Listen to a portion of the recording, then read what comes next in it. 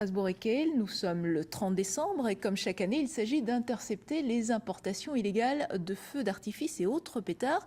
Sur place, nous retrouvons la commissaire de police Sarah Jamet qui est en charge de cette problématique. Bonjour. Alors, j'imagine que Bonjour. vous ne misez pas sur l'effet de surprise puisque c'est le même scénario chaque année. Les contrevenants ont dû apprendre à éviter ces contrôles. Effectivement, depuis environ maintenant 5 ans, donc le dispositif partenarial de fonds est structuré et composé à la fois d'un volet préventif et répressif. Nous multiplions les contrôles. Néanmoins, les dizaines de blessés l'année dernière et les 2 décès nous amènent à renforcer et encore multiplier les contrôles afin que les fêtes de fin d'année se passent en toute sécurité. Et donc je disais, pas de surprise. Malgré tout, vous avez des prises là en étant sur le pont de l'Europe? Effectivement, nous avons commencé nos contrôles samedi matin. Nous sommes à l'heure actuelle à plus d'une centaine de kilos de pétards saisis et plus de 40 personnes en infraction. Donc le message commence à passer, certaines prises de conscience sont amorcées. En effet, certains citoyens nous ont remerciés de nos actions. Néanmoins, des pétards sont encore saisis, donc nous renforcerons et ne lâcherons pas la pression jusqu'au 31 décembre au soir. Qu'est-ce qui risque ces contrevenants?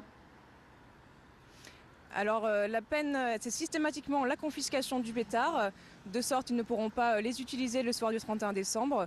Et ensuite, dès lors que la personne n'est pas forcément connue des services de police et que la quantité n'est pas trop importante, nous avons mis en place avec le parquet de Strasbourg une procédure simplifiée qui aboutit à un rappel à la loi dans la majorité des cas. Alors, éviter les importations depuis l'Allemagne, c'est bien, mais est-ce que c'est pas un peu dépassé? Aujourd'hui, il y a Internet pour passer des commandes.